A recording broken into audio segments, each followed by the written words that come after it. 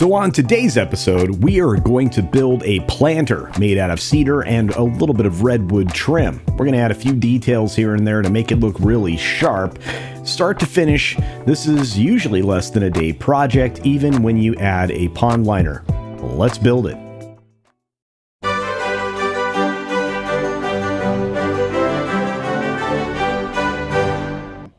We are going to cut the cedar into these 10-inch pieces, as you can see here, to be the sides of the boxes. The boxes are going to be 10 inches wide, and this just provides us the sides. So we'll be stapling into the sides to the other pieces that go across. These are dead simple boxes, and they don't have to be anything special, but they will end up looking good because, again, natural cedar looks good. And if we want to dress them up a little, we can always round them out, at another time.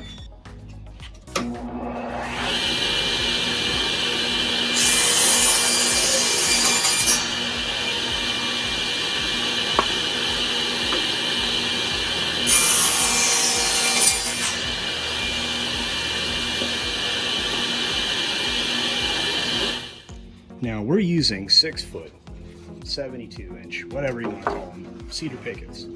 They're 5/8 of an inch thick.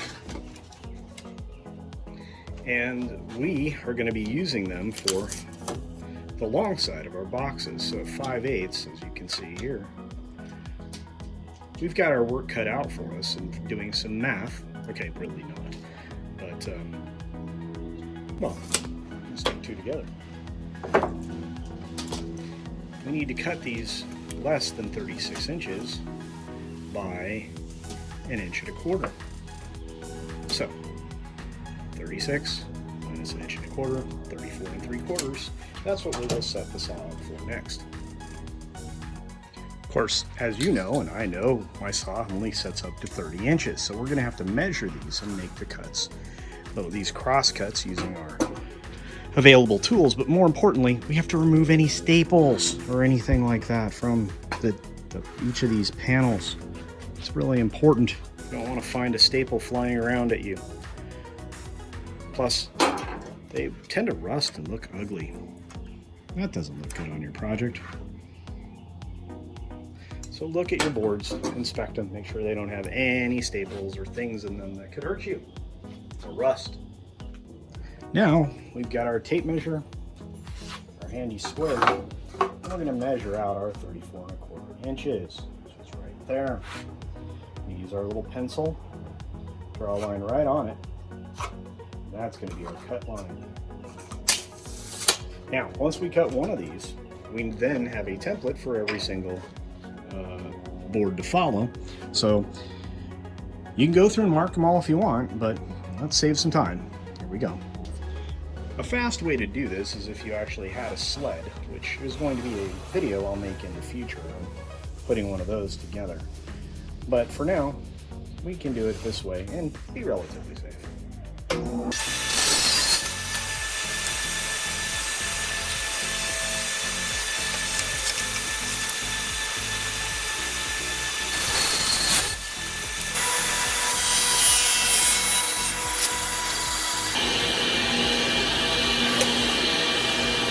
Word of warning, if you're trying to be precise with cedar pickets, don't be.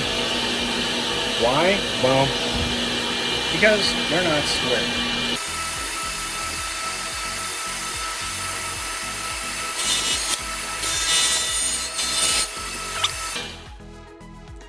Now, of course, we need a bottom for the planter box. Now, you can use weed barrier, landscaping cloth, whatever you would like to call it. You could also use chicken wire and then put, a bottom in that. All of it's going to depend on your installation. For me, though, I want a solid bottom that will hold soil. I'll put a drain in it. I'll line it with a pond liner like I do most of the planters. And then that way I know I have a good protected soil, even though I'm using something that's, relatively safe as far as health concerns with the cedar. But it also just makes it so that if with a good EPDM liner, you food safe, you are basically, protecting your soil from, you know, anything outside getting in, etc., etc. So we're going to rip these pickets down to fit within the base of this box. It's not going to actually sit per se. It'll actually be the base of the box. So these are going to get ripped down to 5 inches wide. So 10-inch wide planter box, 5-inch wide pickets. These are going to be 5 inches wide, plus, you know, they'll be 36 inches long to support the full base of the box. So here we go. Of course, put the side you think is the most square against the fence, and then take it for a rip.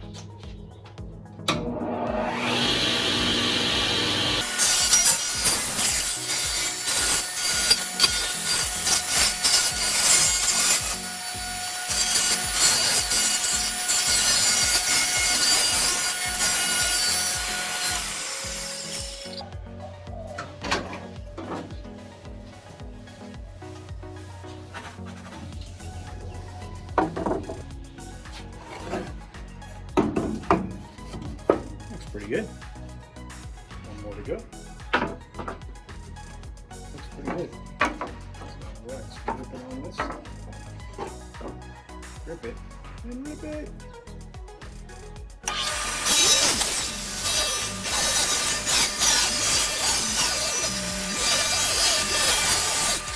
Next, we set up our length of our bottoms, since we've clamped them together just to hold this straight. So we have to measure once. That right at 36 inches. Put it over the square, line it up, and there we go. So this should give us an equal length for our bottom, which is good. Roll.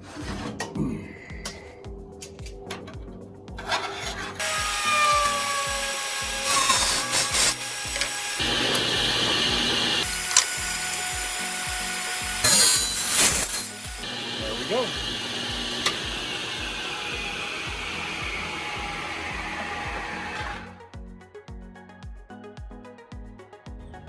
And now we've set up our corner using our corner clamp. But you don't need one of those. You can just use regular clamps, hold it in place however you want to do it to make sure you get somewhat square corner. And of course I'm going to use the crown stapler to drive some crown staples into the box. There we go. Do the same thing on the other end. And we'll assemble more pieces and parts.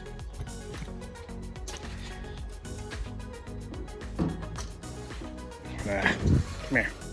There we go.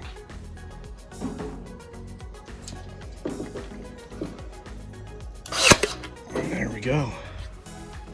Nothing fancy.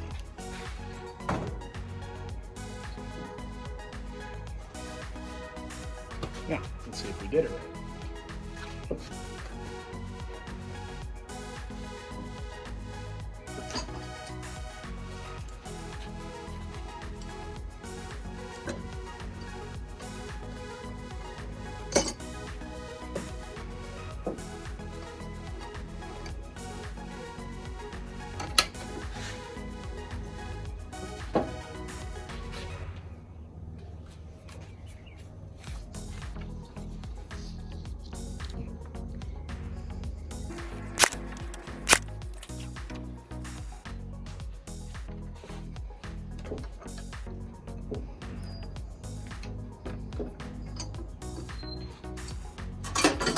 Don't worry, this will all come together.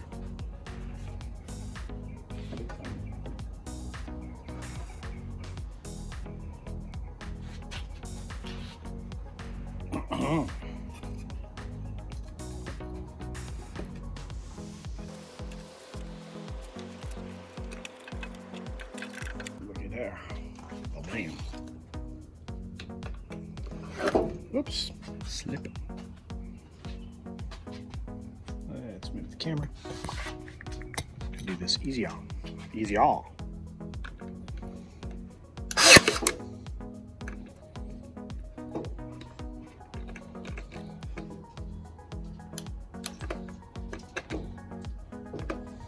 think we're out of staples. Ah!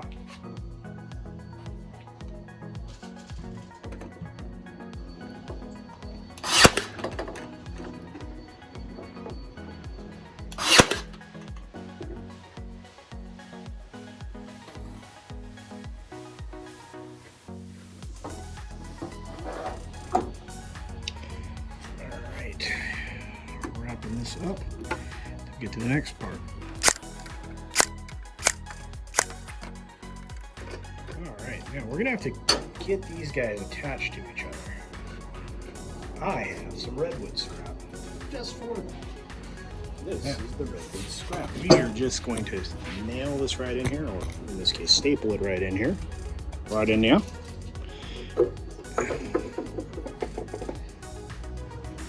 Let's clamp that puppy in place. Clamp it, clamp it. Clamp, come here, Mr. Clamp.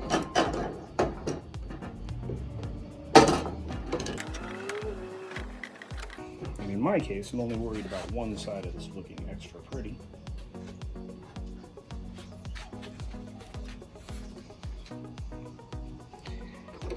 We are going to give it double staples. There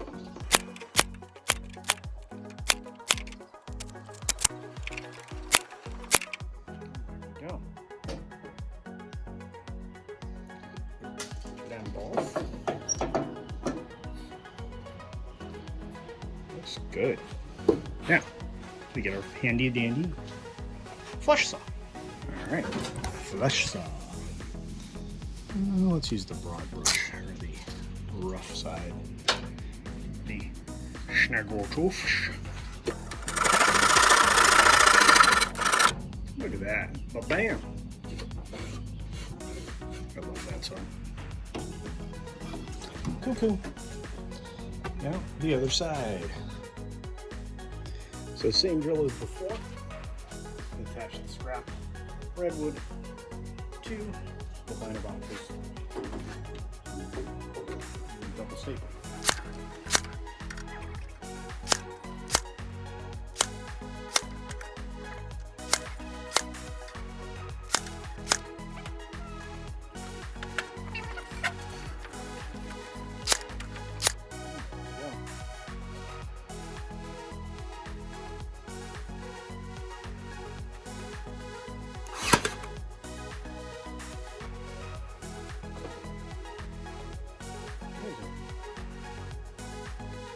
So not only does it dress it up, but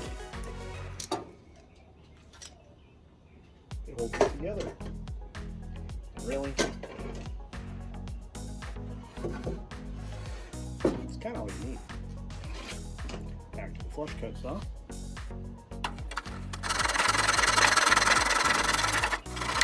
There we go. Then clean that all up with some sanding. And we just do the same thing to the other side.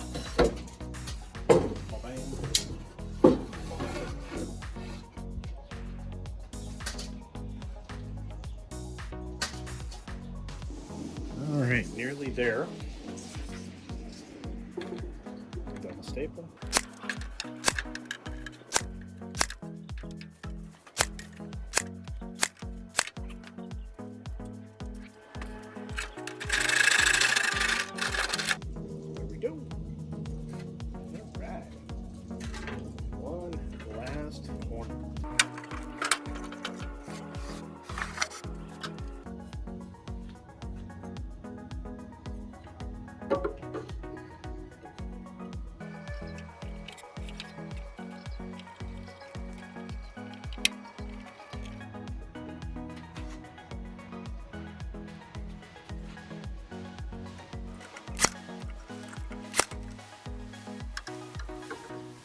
Too close to the edge, just try again.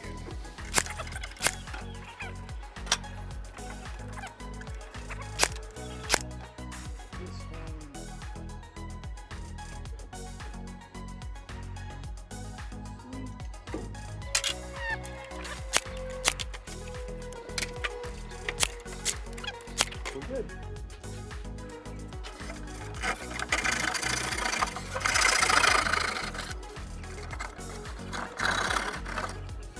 Good enough.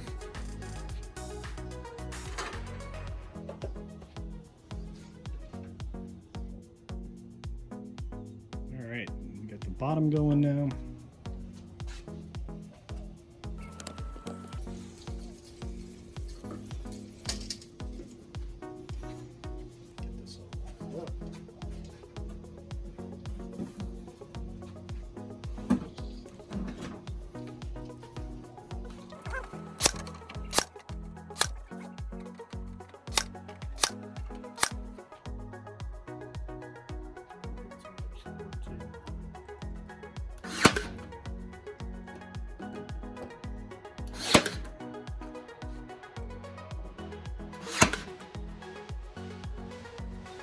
All right, now we have our bottom in on our planter box, and we need to find a way to drain this. Now, you could just put weed fabric or landscaping fabric in this box and be just fine. It is cedar, by the way, and it's also redwood, both of which are fairly resilient against the weather, well, and water and all the other things. But if you want to have this thing last a really long time, you're going to install a pond liner, and you're going to see me use health or food grade pond liners in a lot of my projects if you've not already seen one already. And what this does is it makes it so that I have food safe liner in this box, which will make it last much, much longer. But that does mean I have to install drainage, which means I have to drill a hole in the bottom of this box. I have to install a drain. And I also have to, cut a hole in the pond liner to install the drain. So there's several steps here. We'll just get to them right away and, just get it done. You can center the drain. You can put the drain slightly off-centered. Isn't going to matter. And in the case of this box, because as you can see, there's a little bit of crackage there in that bottom board, which is fine. We're going to drill a hole a little bit off-center towards the back of what will be the back of the box. So here we go. Oh, by the way, here's our drain. Here's our drain right there. Beautiful 4K. And you'll need a hole saw. If you don't have a hole saw that's the size of your drain, that's fine. You could actually just drill a big hole in right down here. You could drill a big hole here and then use a skill saw to craft out the drain. You just need to trace the size of your drain. Now these are drain bushings. These are used in a lot of different ways, sometimes on boats, sometimes in aquariums. You usually find these in aquarium fitting sections, things like that. Or even ponds. All right here looks about right to me. It's pretty close to the middle. Doesn't really matter, just need it for drainage. I'm going to drill about halfway through, as you can see here. There's a reason for that. I'm going to drill it from the other side as well to prevent a lot of tear out that could damage, well, the installation and make it a less clean seal. It also has the bonus of letting me set the camera up higher and do a cleaner job with this hole. And there we go. It's also easier to take this little plug out. You can save these. They can become useful later on for other purposes. All right, now let's see some pond line.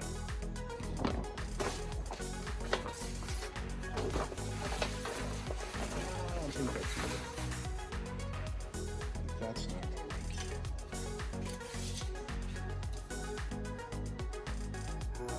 work. 46 inches.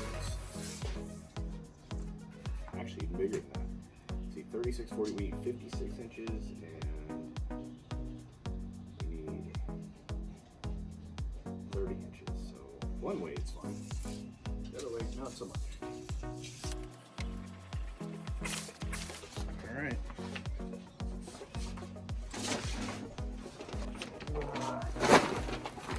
Pond liner.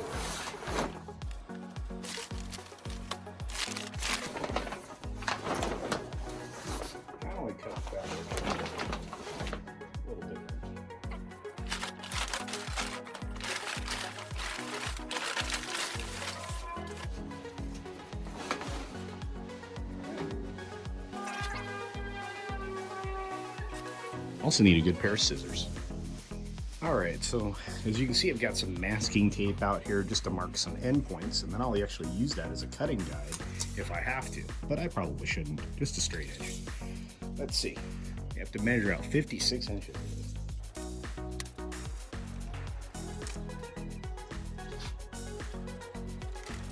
Believe it or not, I went ahead and measured 57 inches.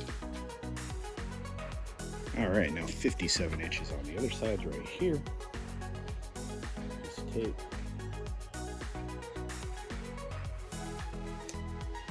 All right, that's just for approximation. Just have to try to keep the line straight. Now we need 30 inches wide. 30 inches.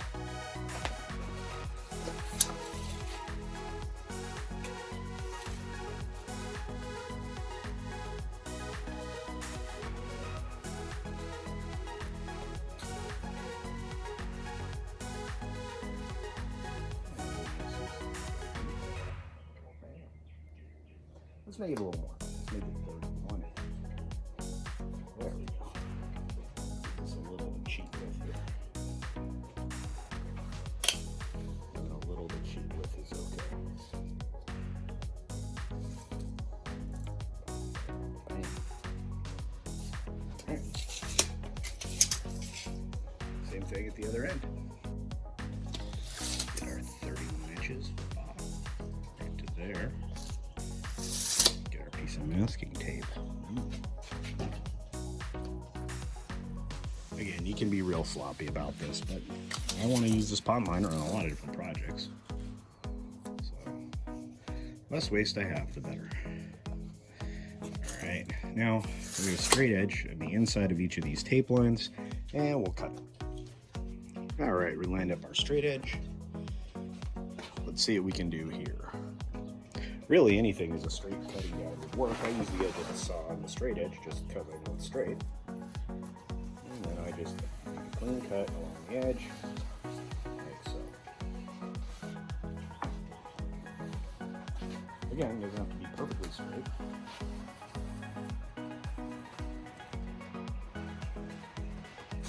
We added an extra inch for a reason.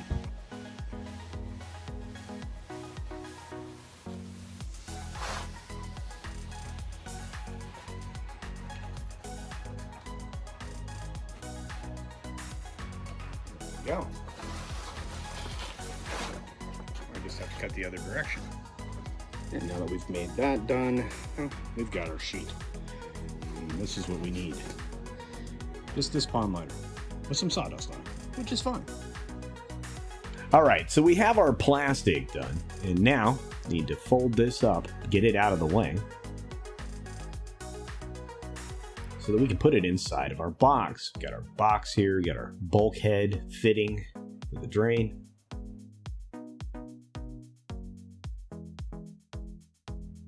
And again, you don't need this pond liner. This is just a way to make this box last much, much longer. And by the way, this is going to take me a minute or so.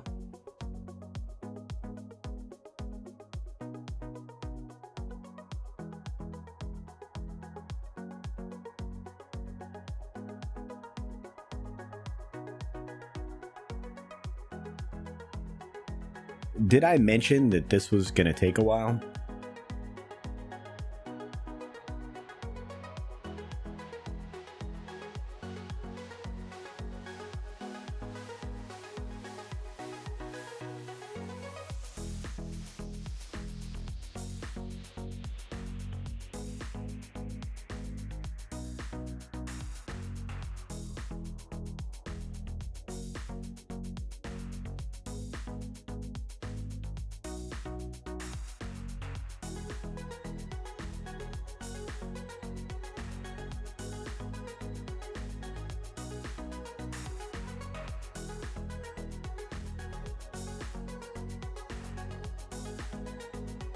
Next, we have to cut out the drain.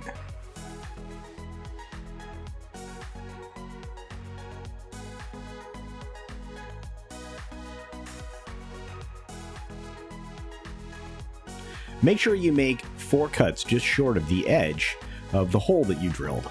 That way, when you put the bulkhead through, you still have trapped the plastic in between the wood and, of course, the gasket, which will make a nice watertight seal and at least preserve your cedar for much longer. That's why we're doing this anyway. So let's see if we can do a good job of it.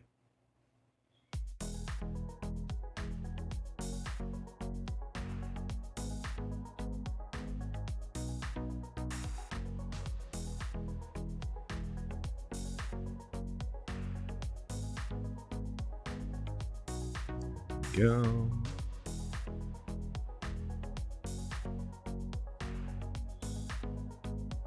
This hole might have been a little big, but everything will still work because this nut's going to pull the top gasket nice and snug.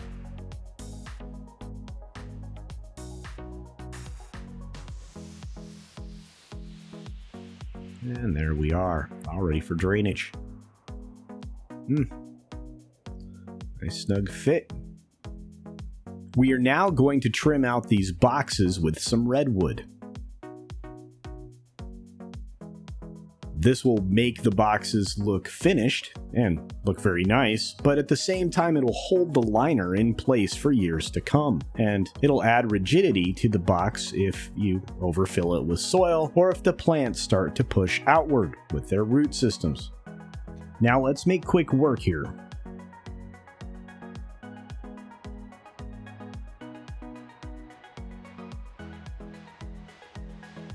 Most effectively, if you clamp one end down to the corner, line it up, clamp it down, get the liner placed gently between the edge of the planter and this trim piece, you can work your way down the side and eventually staple it all in place. You can also use a brad nailer, and if you're desperate, you could actually use regular finishing nails.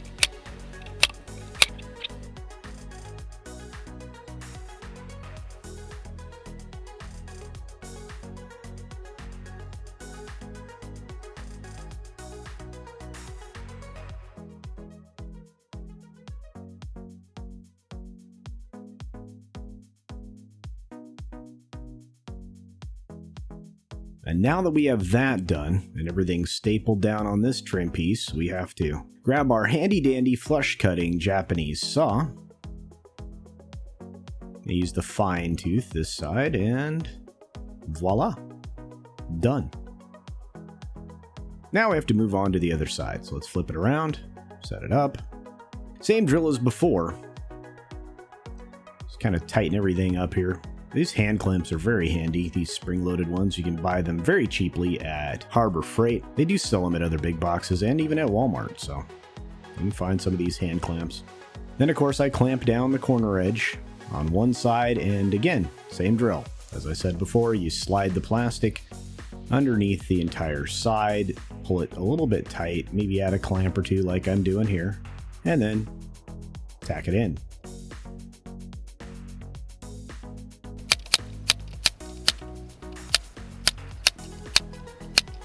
All right. One more, two more for good measure.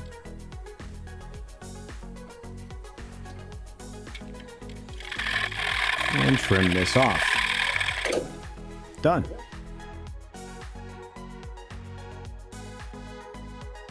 Mark the redwood for each end. These are going to be irregular, so you want to kind of custom cut them. And I'm going to take this to the miter saw real quick. Oop, we're back, and we'll fit it right in there. Tighten up the plastic a bit. Same drill as before.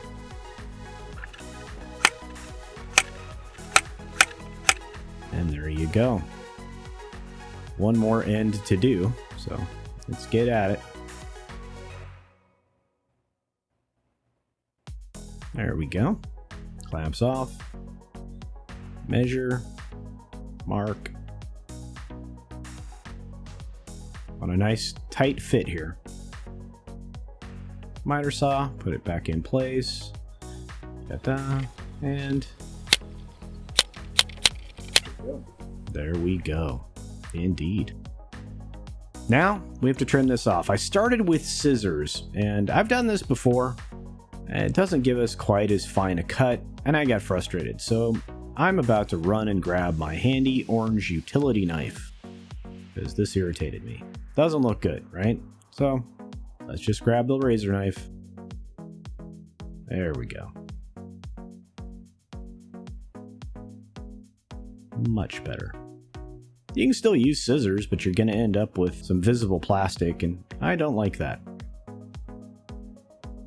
Almost done with trimming this out. One more thing to go inside this box, and then we'll be ready for soil.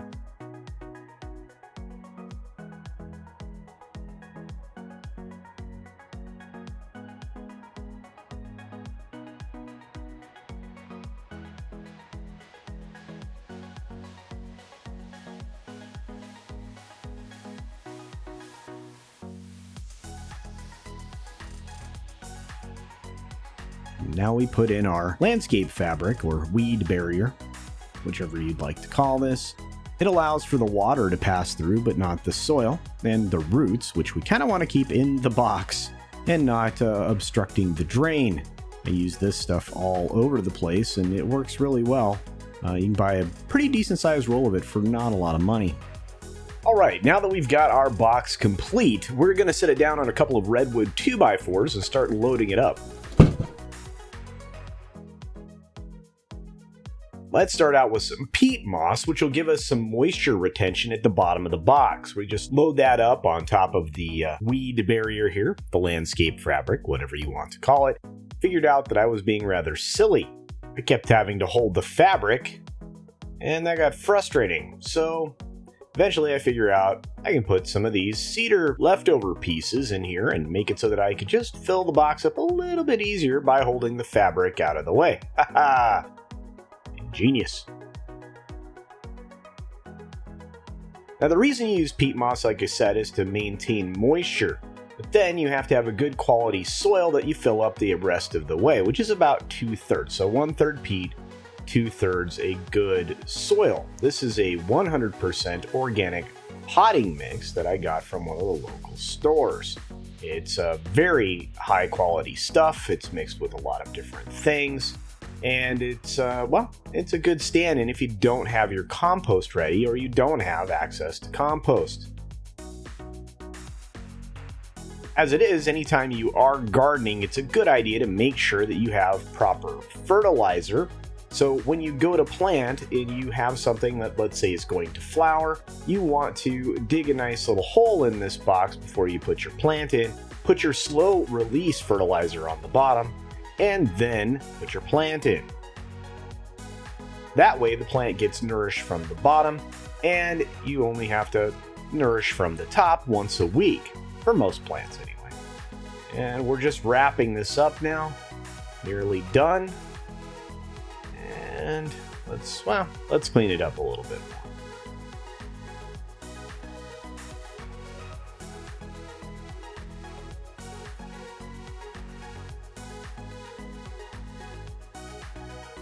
And there we go. That's our planter box, and that's our project for today. Hopefully I was able to help you out and you're looking forward to building one of these for yourself. This one is ready for some snow peas. Ooh, I'm hungry. Thanks for watching, everybody. Truly appreciate it. Hope you enjoyed the project. If you're looking for more details, they will be in the description section below.